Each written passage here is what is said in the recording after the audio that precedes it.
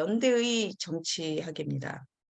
그래서 첫 번째 부분에는 페미니즘이 어떻게 진행되어 왔는지, 그리고 이 페미니즘이 진행되면서 굉장히 중요한 방향이 하나 생겼는데 저는 이거를 희생양 논리의 배제라고 표현을 했거든요. 어떻게 희생양 논리를 배제하는 방향으로 나아가게 되는지, 그리고 이 과정에서 어떻게 연대를 확장하게 되는지, 우리에게 내적으로 외적으로 차이를 배제하지 않는 연대 정치학이란 도대체 무엇인지, 네, 이렇게 한 네 파트로 구성된 발표를 좀 시작을 해보도록 하겠습니다. 처음에 페미니즘과 연대, 페미니즘의 역사를 여러분과 함께 한번 다시 보듬어 보려고 합니다. 여러분들 아시다시피 계몽주의가 탄생을 하고 국민의회는 1789년에 인간과 시민의 권리 선언이라는 것을 발표를 합니다. 여기 굉장히 중요한 모토 중에 하나는 자유, 평등. 그리고 당시에는 부르조아가 중심으로 진행되었던 그 혁명이었기 때문에 사유재산의 불가침성을 굉장히 이제 강조하게 되는 것이죠. 그런데 여기에 첫째, 여기 1조 한번 보세요.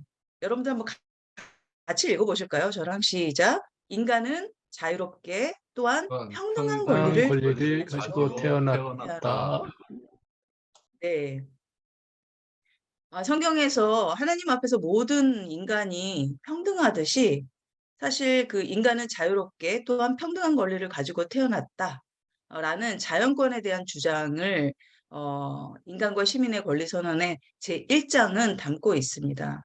사실 맨이라는 말은 여러분들 어, 사전을 찾아보면 처음에는 인간이에요. 옴무라는 말이 맨 처음에 인간이듯이 human이라는 말이 그 첫 번째 단어의 의미가 인간이듯이 그렇지만 사실 이게 어디에서 기원했는가 어떤 종을 대표종으로 하는가라는 것은 바로 그 다음에 이번 의미를 보면 금방 나오게 되는데요.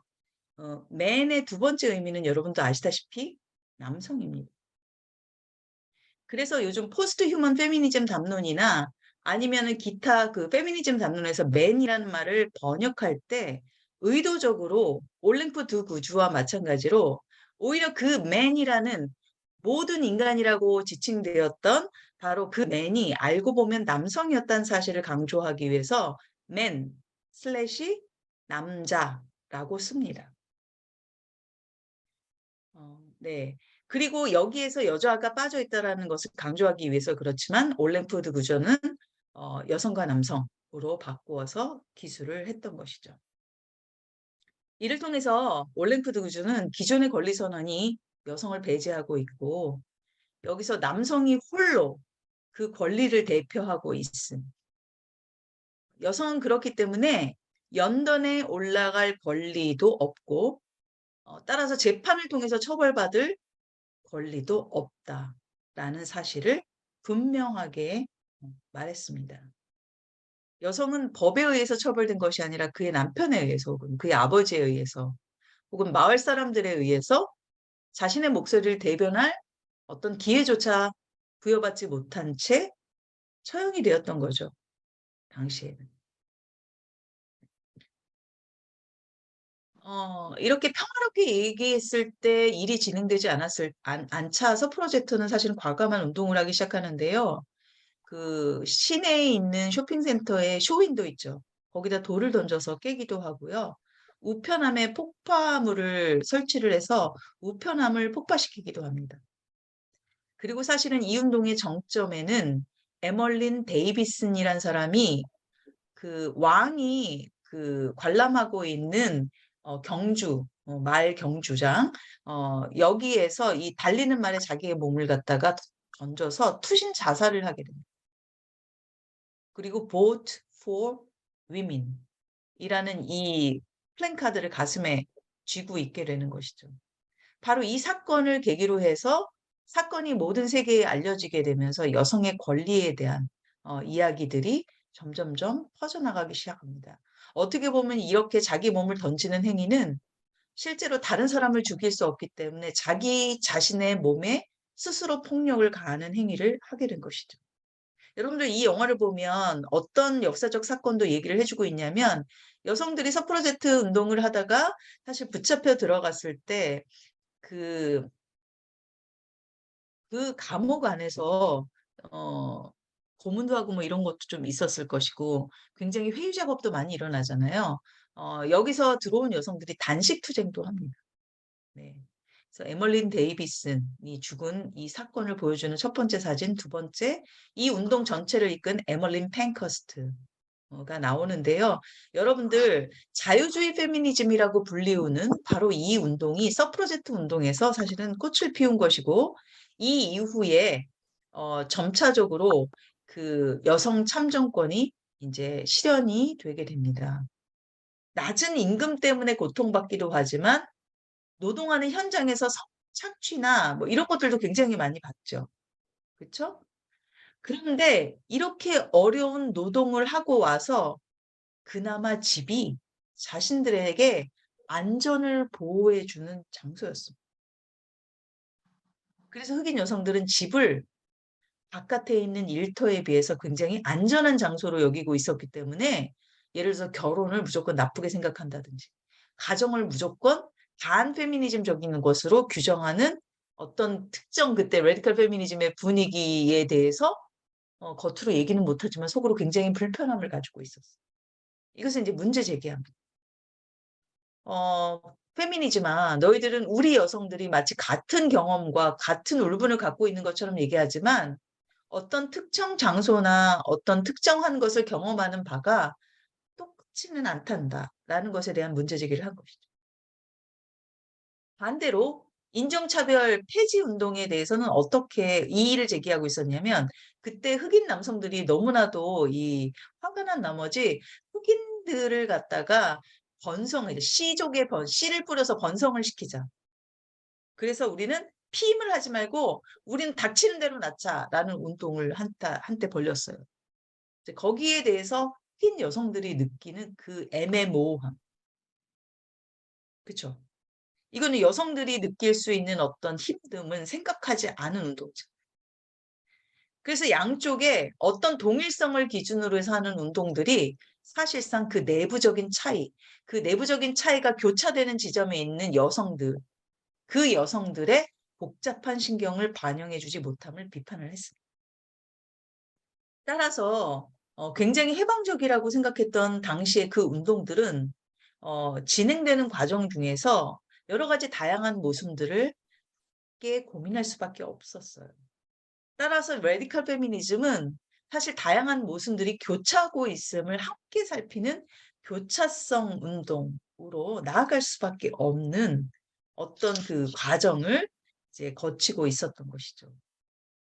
바로 이런 목소들이 확대되면서 이주민으로서의 여성이 느끼는 어떤 복잡한 지형들, 이런 것들을 페미니즘에서는 함께 생각할 수밖에 없게 되었고, 여성 장애인은 또 다른 어떤 억압 경험을 갖고 있게 되고 또 다른 문제를 갖게 된다라는 사실에 대해서 외면할 수 없게 되는 것입니다.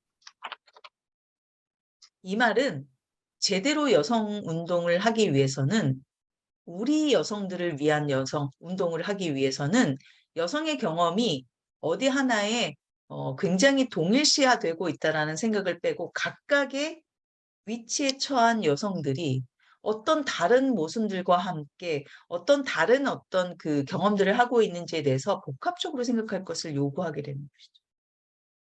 위치는 여성에게 많이 주어지고 있겠죠.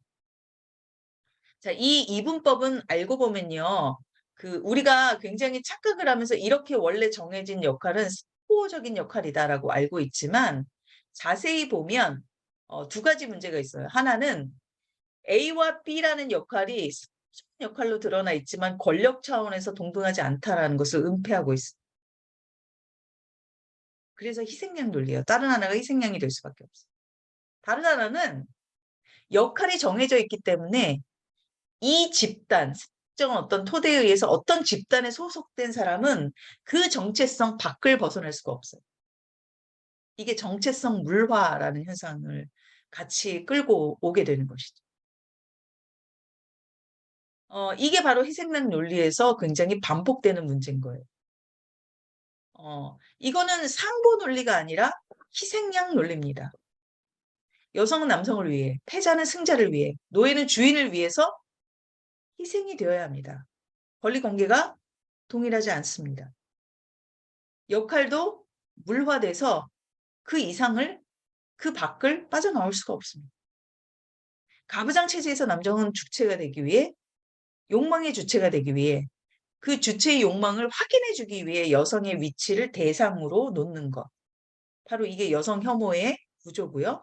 이 여성 혐오의 구조는 특정 집단을 희생양으로 만드는 논리에 의해서 뒷받침이 되고 있다는 것이죠.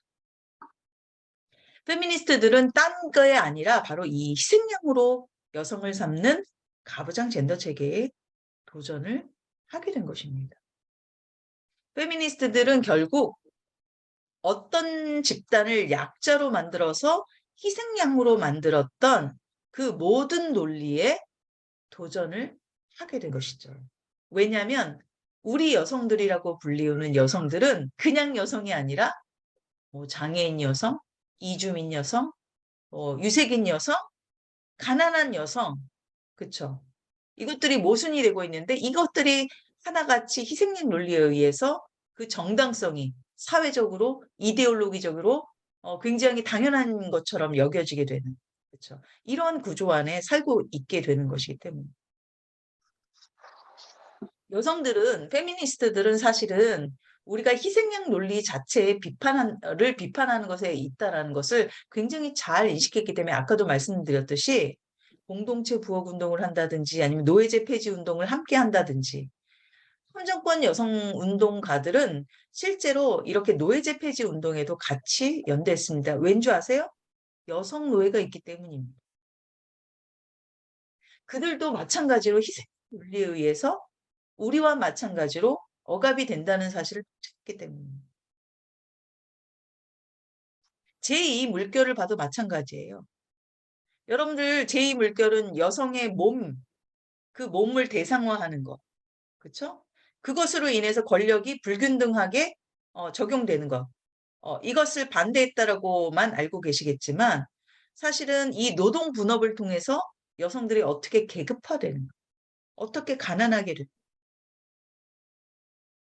그래서 인종차별, 계급 착취, 여성 착취, 이것들이 어떻게 연동되어 있는가를 굉장히 잘 알고 있었습니다. 특히 파이어스톤의 책을 읽어보면 너무나도 명약관하게 나옵니다. 우리가 굉장히 단순하게 여성 운동은 여성의 문제야. 그러니까 딴 운동들은 잠깐 옆으로 좀 치우고 있어. 라고 말을 하지만 과거의 레디칼 페미니즘은 여성을 대상화하는 논리를 비판했지만 그 논리 하에 인종차별이나 계급차치를 좌시하지 않았습니다.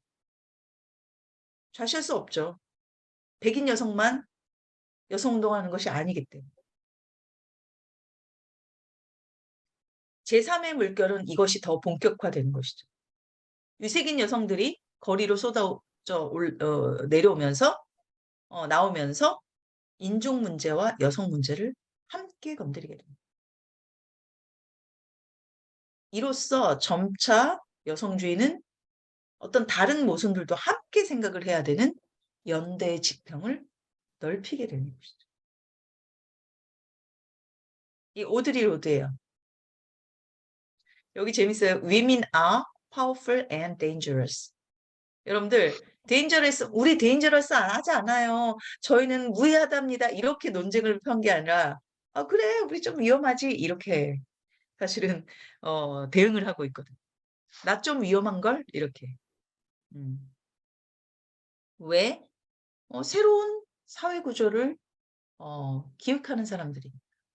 그러니까 수구 세격의 그 입장에서 봤을 때는 당연히 dangerous한 거죠. 자, 점차적으로 성계급을 교차적으로 생각하는 방식들이 여성주의에서는 당연한 어떤 그 과정으로 이렇게 되는 겁니다.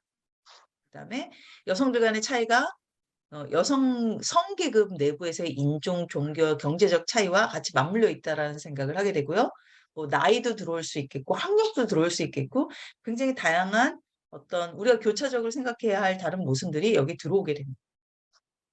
그래서 오드리 로드도 억압의 복합성, 이것들이 어떻게 상호 관련되어 있는지를 우리가 한번 자세히 살펴보는 것이 굉장히 중요하겠다라는 얘기를 해요. 다시 한번 반복해서 얘기하면, 그렇지만 이런 얘기는 제3의 물결에 와서만 든 것은 아니에요. 이미 제1의 물결서부터 자유주의 페미니스트부터 흑인 노예 해방운동, 어린이 해방운동과 함께 같이 했었고요. 슬라미스 파이어스톤 제2의 물결은 인종차별이 여성차별과 맞물려 있음을 사실 알았습니다.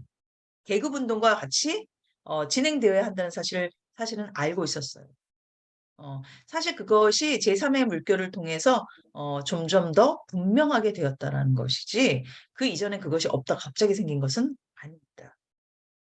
아까 오드리 로드가 그래 우리 좀 데인저러스한 걸 이라고 얘기했잖아요. 그 말은 어떤 식으로도 되냐면 우리 좀 나쁜 걸 그래서 나쁘다는 말을 굉장히 패러디적으로 사용하게 되는 이제 경향이 나타나게 되는 것이.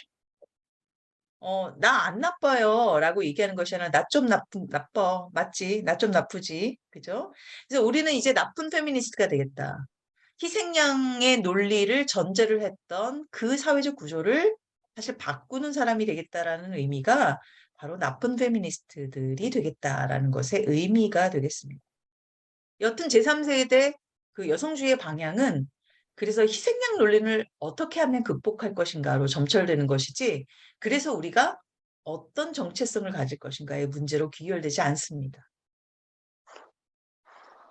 그리고 바로 이렇기 때문에 자연스럽게 과정에서 만들어지는 내적, 외적 차이에 대해서 굉장히 광적으로 그것을 없애야 한다는 생각으로 나아가지도 않습니다. 이거 굉장히 중요한 포인트.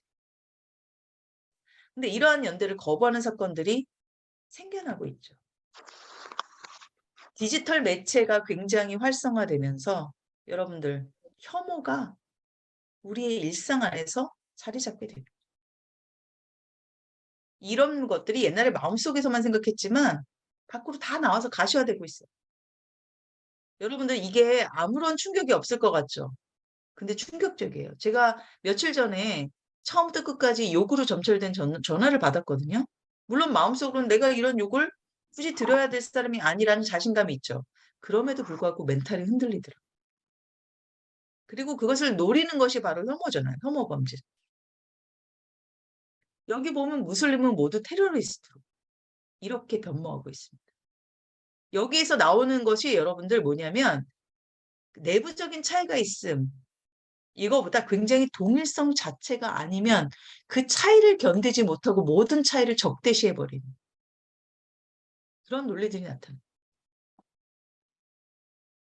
동성애도 우리가 갖고 있는 질서에서 벗어나기 때문에 이거를 싹쓸이해서 없애버려야 한다라는 욕망으로 나타나는 거죠. 연대의 정치가로 나아갔던 페미니즘의 운동의 그 방향성이 굉장히 흐릿해지고 있어요. 과연 이것이 과거에 우리가 얘기를 했던 희생양의 틀을 깨는 페미니즘인가? 아니면 또 하나 내가 살기 위해서 또 다른 희생양을 만들어내는 페미니즘. 만약에 그렇다면 그게 어떻게 페미니즘일 수 있는가? 이걸 여러분들에게 말씀을 드리고 싶은 거죠. 저는 그래서 동일성을 기반으로 하는 운동이 아니라 연대 운동을 하고 해야 된다고 생각하고요. 이 연대는 우리는 하나다. 여기에 기반하면 안 된다고 생각해요. 여러분들 우리 되게 흔히 많이 하는 거예요. 우리는 하나다. 그러니까 나가자. 이 되게 위험하다는 것이죠. 이것이 운동이 진행되는 과정에서 우리가 어떻게 물어대는지 수많이 봐왔어요. 운동이 살아있으려면, 운동이 생명력을 가지려면 사실은 우리는 하나다를 계속해서 지속하면 안 된다라는. 이것은 동일성을 기반으로 해서 차이를 희생시키는 또 다른 파쇼의 논리가 될 수 있다. 의사소통적 공동체에서 찾는데요. 이거예요. 여기서 말하는 의사소통적인 우리는 동일성을 갖고 있는 게 아니라 우리가 의사소통을 같이 하겠다라고 생각하는 사람들이에요. 당연히 의사소통을 같이 하겠다고 생각하는 사람들은 그 안에 동일한 정체성을 갖지 않을 수도 있어. 단, 이 반성적 연대는 뭘 포함하냐면 너와 내가 동일한 생각과 동일한 정체성을 갖지 않더라도 우리가 우리로 얘기할 수 있는 것은 바로 그 의사소통 상황 안에서거든요. 그럼 그 의사소통 상황 안에서 나는 어떤 준비를 해야 되냐면 내가 너에게 하는 연대는 뭐냐면요. 그래, 너는 나랑 어떻게 차이 나니? 라고 계속 물어주는 거예요. 여러분들, 동일성이 아니라 그래, 너는 어떤데? 라고 물어주는 거라고. 그게 연대라고. 그게 반성적 연대라고. 반성적 연대는 그래서 타자성과 이방성을 질문하는 데서 시작합니다. 동일성이 아니라. 명제에서 시작하는 게 아니라 질문에서 시작합니다. 물론 현실적으로 이제 운동이 진행되는 과정에서 이 반성적 연대도 모든 사람을 포괄할 수 하지 못할 수도 있어요. 왜냐하면 우리의 인식에는 또 한계가 있으니까. 우리의 감성적인 그 어떤 것에는 한계가 있으니까. 하지만 개념적으로 타자성을 물을 수 있는 여지를 주기 때문에 닫혀있지 않습니다. 덜해요. 폭력성이 덜하다.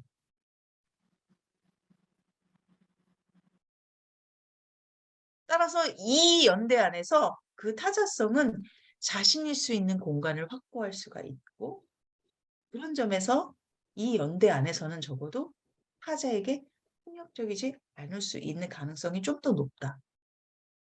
그렇지만 아까 말했듯이 뜨겁진 않아.